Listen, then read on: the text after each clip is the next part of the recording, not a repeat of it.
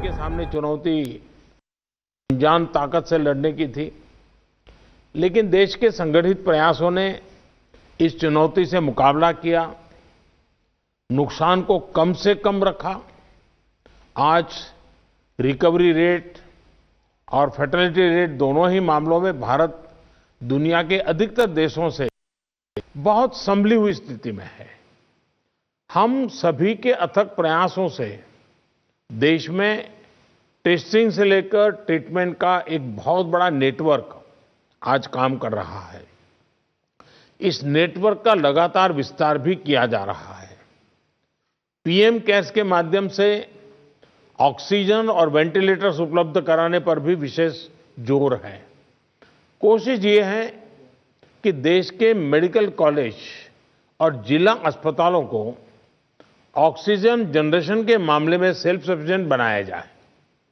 इसलिए अभी 160 से ज्यादा नए ऑक्सीजन प्लांट्स के निर्माण की प्रक्रिया ऑलरेडी शुरू की गई है। पीएम केयर फंड से देश के अलग अलग अस्पतालों को हजारों नए वेंटिलेटर्स मिलने भी सुनिश्चित हुए हैं। वेंटिलेटर्स के लिए पीएम केयर फंड से 2000 करोड़ रुपए ऑलरेडी स्वीकृत किए गए हैं। साथियों, कोरोना के मुकाबले के बीते 8-10 महीने के अनुभवों के बाद देश के पास पर्याप्त डेटा है। कोरोना के मैनेजमेंट को लेकर एक व्यापक अनुभव है। आगे की रणनीति बताते समय हमें बीते कुछ महीनों के दौरान देश के लोगों ने, हमारे समाज ने कैसे रिएक्ट किया है, कैसे रिस्पॉन्ड किया है, मुझे लगता है इसको भी हमें समझना होगा। देखिए, कोरोना के दौरान भारत के लोगों का व्यवहार भी एक तरह से अलग अलग चरणों में रहा है और अलग अलग जगह पे अलग अलग रहा है। जैसे हम मोटा मोटा देखें तो पहला चरण था, बड़ा डर था, खौफ था, किसी को ये समझ नहीं आ रहा था कि उसके साथ क्या हो जाएगा, और पूरी दुनिया का हाल था। हर कोई पैंडेमिक में था, पैंडेमिक के कारण पैनिक में था और उसी हिसाब से हर कोई रिएक्ट कर रहा था। हमने देखा प्रारंभ में आत्महत्या तक की घटनाएं घटी थी। पता चला कोरोना हुआ तो आत्महत्या कर दी। इसके बाद धीरे धीरे धीरे दूसरा चरण आया। दूसरे चरण में लोगों के मन में भय के साथ साथ दूसरों के लिए संदेह भी जुड़ गया। उनको लगा कि भाई इसको कोरोना हो गया, मतलब कुछ गंभीर मामला है, दूर भागो। एक प्रकार से घर में से भी नफरत का माहौल बन गया और बीमारी की वजह से समाज में कटने का डर लोगों को लगने लगा। इस कारण कोरोना के बाद कई लोग संक्रमण को छिपाने लगे। उनको लगा कि ये तो बताना नहीं चाहिए, कुछ समाज में मैं कट जाऊंगा। अब उसमें से भी हम धीरे धीरे समझे लोग बाहर आए। तीसरा चरण शुरू हुआ और तीसरे चरण में लोग काफी हद तक संभलने लगे। अब संक्रमण को स्वीकारने के लगे और अनाउंस भी करने लगे, भाई मुझे तकलीफ है, मैं आइसोलेट कर रहा हूं, मैं क्वारंटाइन कर रहा हूं, आप भी करिए। जो एक प्रकार से लोग भी अपने आप से लोगों को समझाने लगे। लेकिन आपने भी देखा होगा कि लोगों में अधिक गंभीरता भी आने लगी और हमने देखा कि लोग अलर्ट भी होने लगे। और इस तीसरे चरण के बाद हम चौथे चरण में पहुंचे। जब कोरोना से रिकवरी का रेट बढ़ा तो लोगों को लगता है कि ये वायरस नुकसान नहीं कर रहा है, ये कमजोर हो गया है। बहुत से लोग ये भी सोचने लगे हैं कि अगर बीमार हो भी गए तो ठीक हो जाएंगे। इस वजह से लापरवाही का ये स्टेज बहुत बड़ा व्यापक हो गया है। और इसीलिए मैंने हमारे त्योहारों की शुरुआत में ही स्पेशली राष्ट्र के नाम संदेश दे करके सबको हाथ जोड़ करके प्रार्थना की थी कि भाई ढिलाई मत बरतिए, क्योंकि कोई वैक्सीन नहीं है, दवाई नहीं है, हमारे पास एक ही रास्ता बचा है, हम हर एक को कैसे अपने अपने आप बचाएं। और हमारी जो गलतियां हुई वही एक खतरा बन गया, थोड़ा ढिलाई आ गई। इस चौथे चरण में लोगों को कोरोना की गंभीरता के प्रति हमें फिर से जागरूक करना ही होगा। हम एकदम से वैक्सीन पर शिफ्ट तो जिसका काम करना है करेंगे, हमें तो कोरोना पर ही फोकस करना है। हमें किसी भी हालत में ढिलाई नहीं बरतने देनी है।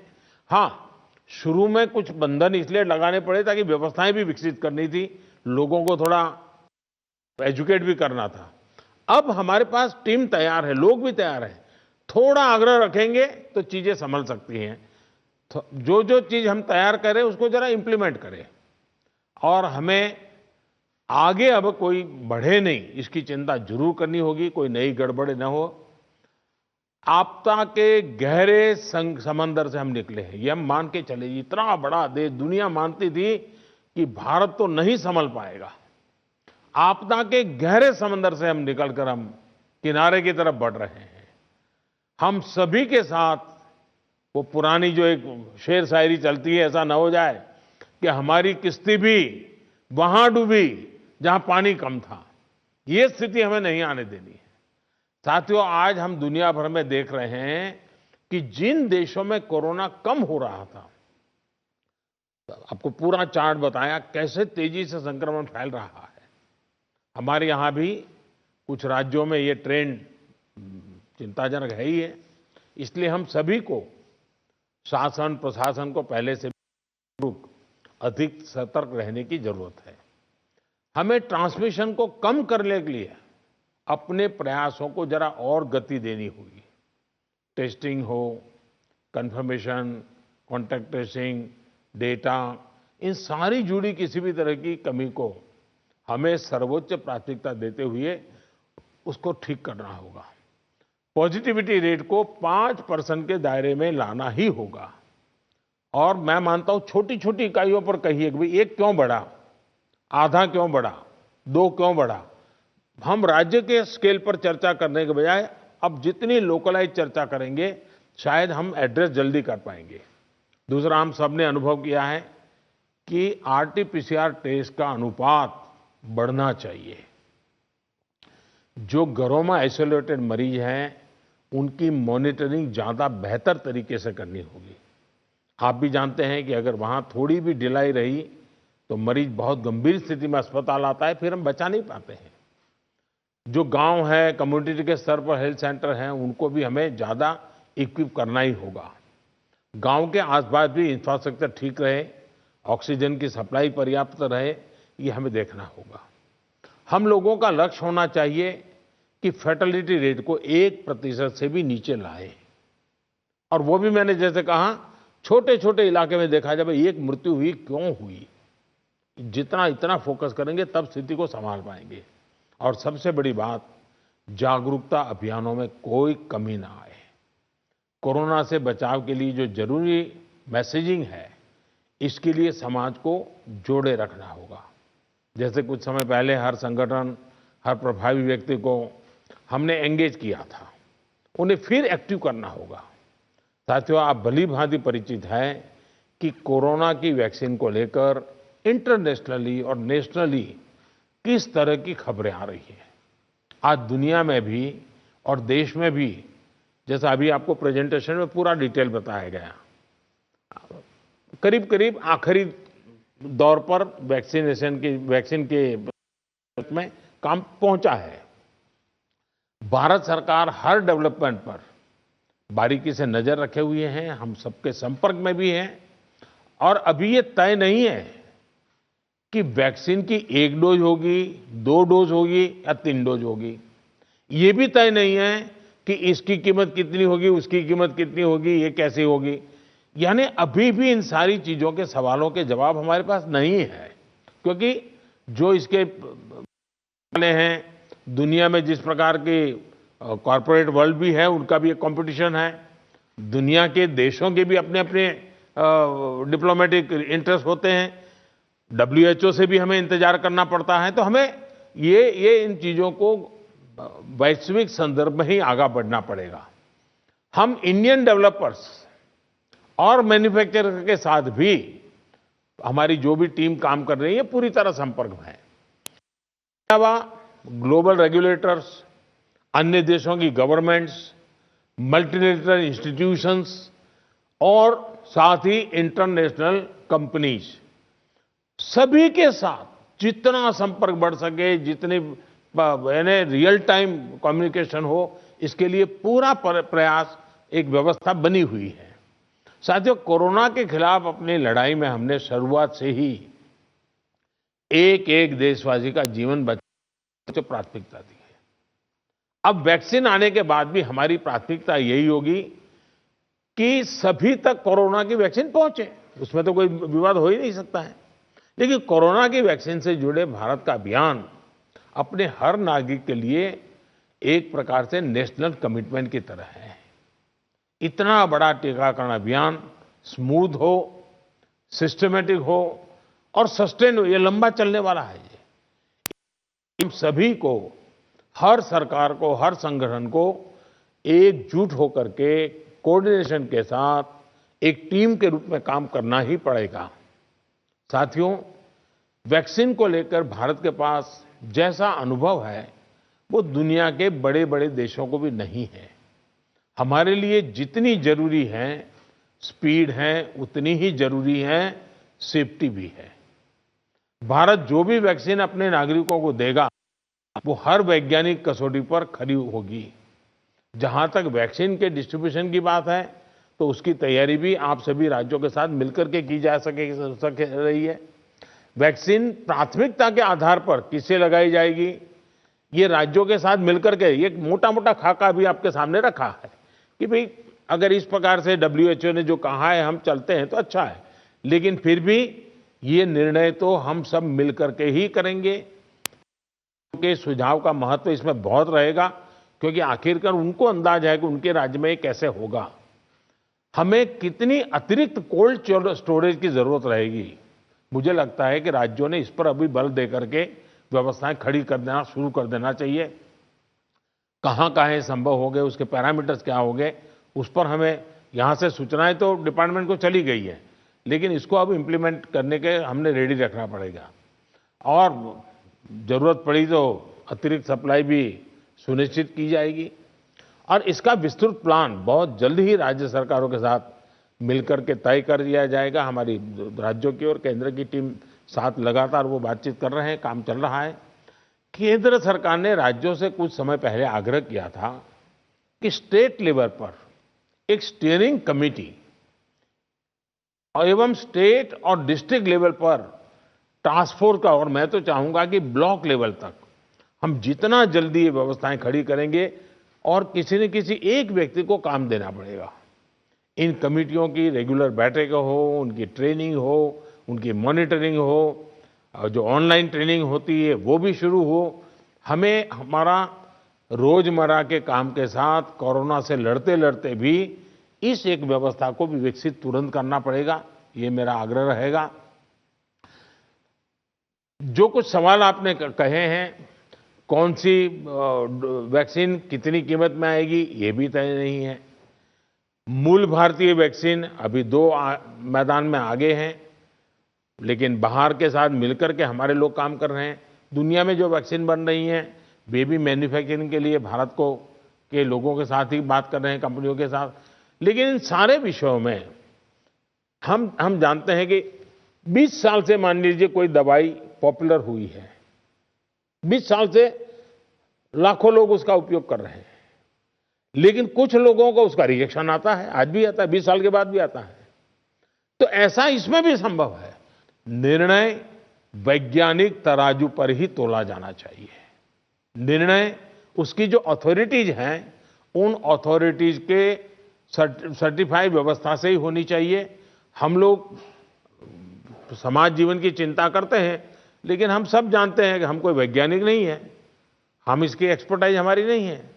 तो हमें दुनिया में से जो व्यवस्था के तहत जो चीजें आती हैं आखिरकार उसी को ही स्वीकार करना पड़ेगा और उसको स्वीकार करके हम आगे चलेंगे।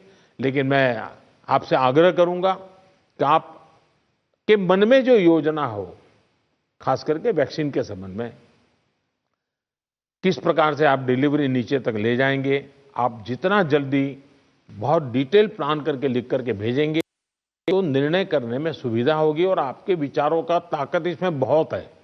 राज्यों का अनुभव बहुत अहमियत रखता है क्योंकि वहीं से ये चीज आगे बढ़ने वाली है। और इसलिए मैं चाहूंगा कि आपका बहुत ही एक प्रकार से प्रोएक्टिव पार्टिसिपेशन इसमें बने, यही मेरी अपेक्षा है। लेकिन मैंने पहले ही कहा, वैक्सीन अपनी जगह पे है, वो काम होना है, करेंगे, लेकिन कोरोना की लड़ाई जरा भी ढीली नहीं पड़नी चाहिए। थोड़ा सा भी ढिलास नहीं आनी चाहिए, यही मेरी आप सबसे रिक्वेस्ट है। आज मेरी तमिलनाडु और पुडुचेरी के मुख्यमंत्रियों से बात करने का मुझे अवसर मिला। आंध्र से मैं फ़ोन नहीं कर पाया था सुबह। एक साइक्लोन हमारे पूर्वी तट पे एक्टिव हुआ है। वो कल शायद तमिलनाडु, पुडुचेरी और आंध्र का कुछ हिस्सा वहाँ पर आगे बढ़ रहा है। और सारी भारत सरकार की टीमें बहुत एक्टिव हैं, सब लोग गए हैं। मैंने आज 2 आदरणीय मुख्यमंत्री जी से बात की थी। आंध्र के मुख्यमंत्री जी से अभी इसके बाद बात करूंगा। लेकिन सबके लिए पूरी तरह भारत सरकार और राज्य सरकारें मिल करके और पहला काम खाली करवाना, लोगों को बचाना, इस पर हमारा जोर रहे। फिर एक बार मैं आप सबका बहुत आभारी हूं, आप सबने समय निकाला। लेकिन मैं आग्रह करूंगा कि आप जल्दी से मुझे कुछ न कुछ जानकारियां भेजिए। धन्यवाद।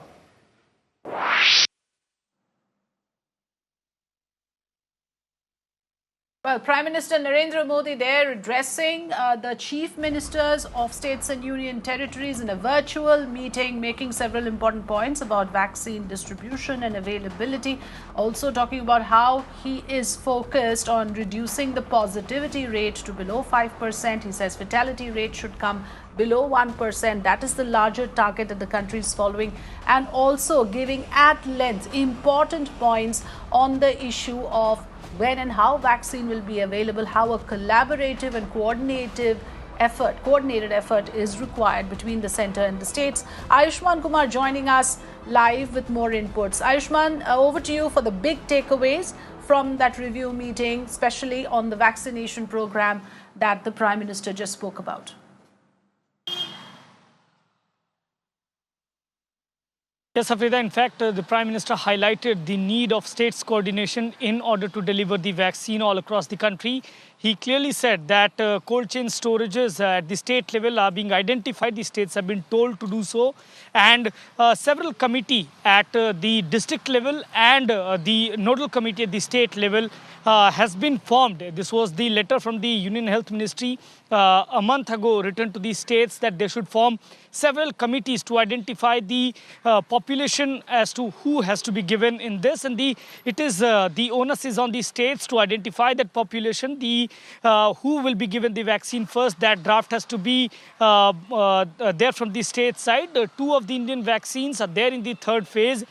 Serum's AstraZeneca's Covishield is there in the advanced phase of 3rd phase. Currently, the Prime Minister highlighted the important aspect that delivery of vaccine will importantly involve the roles of state, and each state has to take the initiative at that level. But still, the timeline is not very much clear as to when it will come. But before that, it is very important to follow the COVID-appropriate behavior. In the broader context, if you see, the vaccine delivery is something that the centre will be doing in coordination with the states, and the Prime Minister has said that all the necessary task for that, be it the identification of the cold chain storage or the several methods as to how the vaccine will be distributed, centre has been working in close coordination with the states. Still now, we don't know what will be the efficacy of the vaccine, which will be useful in the coming future, the emergency use authorization which will be given. For that time being, the people need to understand that COVID is not just about vaccine, it's about the behavior pattern that we have seen. It has changed of late, and that is why the numbers have increased. The Prime Minister clearly focusing upon the fact that till the time that the vaccine is not available, social distancing, keeping mask, the face cover is something that is important. And as and when the vaccine arrives, the country will be, the centre is entitled, and in fact it will be providing to each and every person who will be there. Though the age group identification and the priority list is still to be worked out, but he clearly called for the cooperation of the state at the state level, and at the overall national scenario is very important. This is what the Prime Minister said, Afrida. Yes, absolutely. You've highlighted the important points, Ayushman, and I just want to add a couple of more points to what you said, because the Prime Minister said what we don't know as of now. We do not know whether this will be a single dose, double dose or multiple dose vaccine. We do not know what the cost of the vaccine would be like. So those who are, deliberating or thinking or questioning those aspects, let's be very clear, we do not have that particular, we haven't reached that stage yet, is what the Prime Minister said. What is important is that he said that yes, there needs to be a system which will be speedy and safe. So safety as important as speed. And also the Prime Minister highlighted very clearly that systems are being activated now. The states have been activated to enhance their cold storage facility, because many of these vaccines, if at all, we have to depend on other vaccines which are globally approved for worldwide use, then it would require storage facility. Remember, we are dealing with very high number of population, and therefore the rollout process. Ayushman, I want you to dwell on that particular point because of the sheer number of people that we are dealing with. You of course mentioned that the age group specification is not being done, but if from what you could make out about the rollout process, the logistic, the supply chain, is the Prime Minister confident that we will be able to work out an efficient delivery system?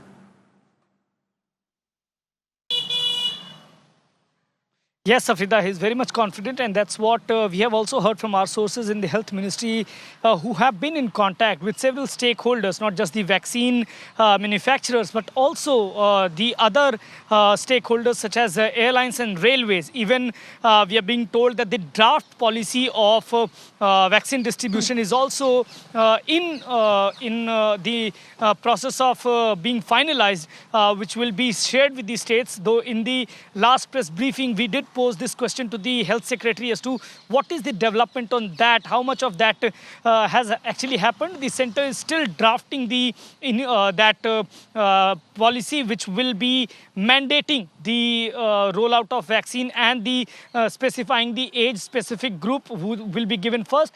As of now, what we know that healthcare and the security forces and the elderly population will be in focus. But for now, like the Prime Minister pointed out, that we still don't know the efficacy value. The emergency use authorization has not been given to any vaccine, though there are several vaccines who have already given their prelim study on what actually they say is the breakthrough. But so far, it is still a long road ahead. Like the Prime Minister pointed out, that we have already sailed the sea of a pandemic, and now we are very near to the shore, and people should not let their guard down. It is very important to maintain the COVID appropriate behavior in the coming next few months because of the winters, and it is very important to keep mask and the COVID appropriate behavior we should follow, because in the current scenario, vaccines rollout is still a very long road ahead in that aspect. But the center's coordination team, center's team along with the states are working out on a mechanism as to how the states will be given the vaccine once it rolls out. But the important and crucial aspect is that so far the breakthrough hasn't been there. The modalities are still being worked out. The center has been in touch with the states, Afrida. Absolutely. So now hopes are alive that the process of the vaccination program and the network is being worked at. So that gives a lot of hope to people that soon enough we'll probably have a vaccine available to us. I'm going to be joined by two learned doctors this afternoon, Dr. Sanjeev Bagai, Chairman of Nephron Clinics, and Dr. Rakesh Mishra, Director of the Center for Cellular and Molecular Biology. Welcome to Mirror Now. I would really like to ask you a few important questions. We'll come back right after this break. Do stay with us.